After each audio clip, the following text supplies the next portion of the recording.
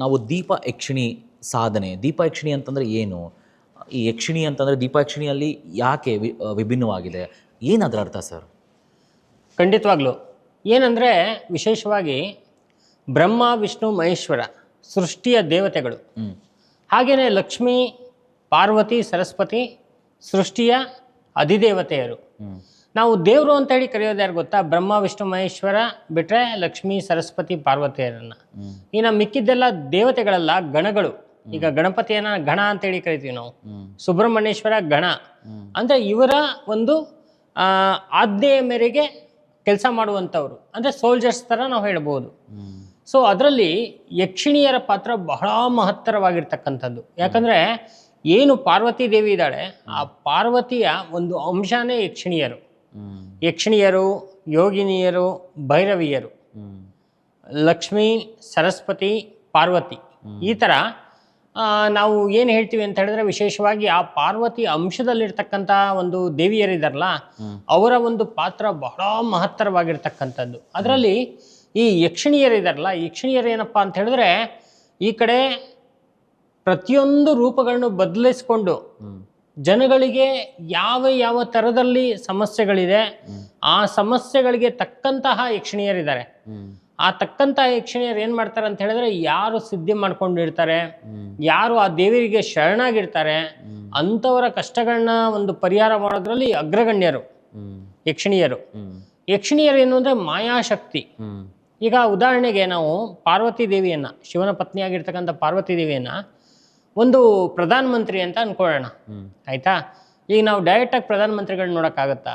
ಖಂಡಿತ ಆಗಲ್ಲ. ನಾವು ಫಸ್ಟ್ ಏನು ಮಾಡಬೇಕು, ಅದಕ್ಕೊಂದು ಅಪ್ಲೈ ಮಾಡಬೇಕು, ಅಲ್ಲಿರೋಂಥ CMಗಳನ್ನ ನೋಡಬೇಕು, ಆಯ್ತಾ? ಇದೆಲ್ಲ ಪ್ರೊಸೀಜರ್ ಇದೆ. ಸೊ ನಾವು ಯಾರು ಫಸ್ಟನ್ನು ನೋಡ್ತೀವೋ ಅವರೇ ಯಕ್ಷಿಣಿಯರು ಅಂತ ಅನ್ಕೊಳ್ಳಿ.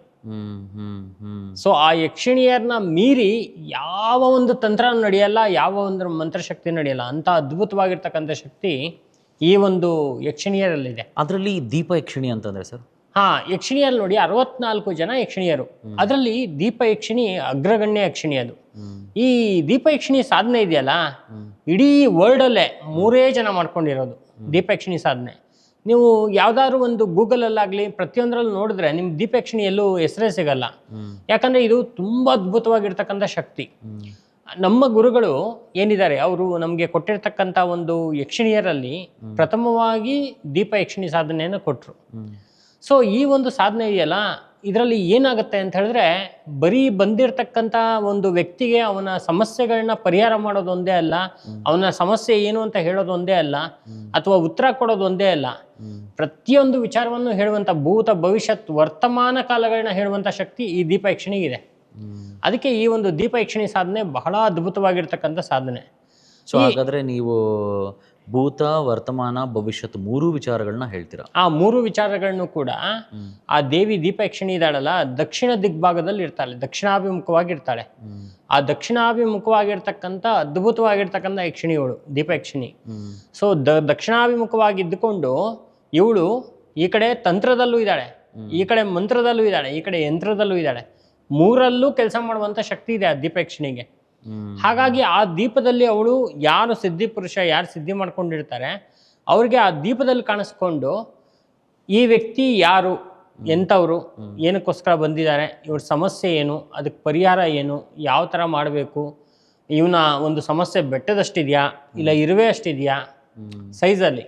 ಯೂಶಲಿ ಸರ್, ಈಗ ಅಂದರೆ ಈ ಥರ ಕೇಳ್ತೀನಿ ಅಂತ ತಪ್ಪು ತಿಳ್ಕೊಂಬೇಡಿ, ನಿಮ್ಮ ತಾಂತ್ರಿಕರಿಗೆ ದೀಪ ಯಕ್ಷಿಣಿ ಸಾಧನೆ ಮಾಡಿದಾದ ಮೇಲೆ ಯಾರೋ ಒಬ್ಬ ಬಂದು ಕುತ್ಕೊಳ್ತಾ ಇದ್ದಾನೆ ಅಂತಂದರೆ ಆಲ್ಮೋಸ್ಟ್ ಆಲ್ ಆ ವ್ಯಕ್ತಿಗಳಿಗೆಲ್ಲರಿಗೂ ಎಲ್ಲೋ ಒಂದು ಕಡೆ ಒಂದು ರೀತಿಯಲ್ಲಿ ಮಾಟ ಮಂತ್ರ ತೊಂದರೆ ಇರುತ್ತೆ ಅಂತನಾ, ಅಥವಾ ಇದ್ರೆ ಮಾತ್ರ ಹೇಳ್ತೀರಾ, ಇಲ್ಲ ಅಂತಂದರೆ ನಾರ್ಮಲ್ ಆಗಿ ಸರೋಗುತ್ತೆ ಅಂತಲೂ ಹೇಳ್ತೀರಾ?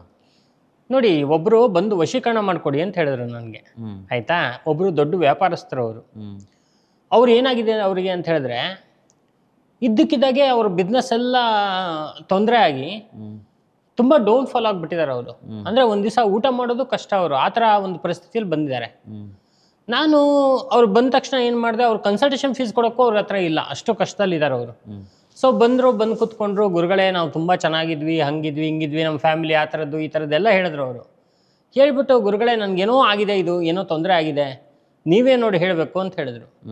ಸೊ ಹಾಗಾಗಿ ನಾನೇನು ಮಾಡಿದೆ, ಫಸ್ಟ್ ಕವಡೆಯಿಂದ ಅವರ ಬಂದಿರತಕ್ಕಂಥ ಆ ಒಂದು ಪ್ರಶ್ನೆಯನ್ನು ನೋಡಿ ಮತ್ತು ಯಕ್ಷಿಣಿ ಹತ್ರ ಕೇಳಿದಾಗ ಅವಳು ಕೊಟ್ಟಿರ್ತಕ್ಕಂಥ ಉತ್ತರ ನಾನು ಆ ವ್ಯಕ್ತಿಗೆ ಹೇಳಿದೆ, ಹಿಂಗಾಗಿದೆ ಅಂತ, ಅದೇನು ಅಂತ ಹೇಳ್ತೀನಿ, ಹಿಂಗಾಗಿದೆ ಅಂತ ಹೇಳಿದೆ. ಹೇಳಿದ ತಕ್ಷಣ ಅವರು ಏನು ಮಾಡಿದ್ರು, ನಾವು ಹೇಳಿದ ತಕ್ಷಣವೇ ನಾನು ತುಂಬ ಈಸಿಯಾಗಿ ಸರಳವಾಗಿರ್ತಕ್ಕಂಥ ಒಂದು ಪರಿಹಾರವನ್ನು ಹೇಳಿದೆ ಅವ್ರಿಗೆ.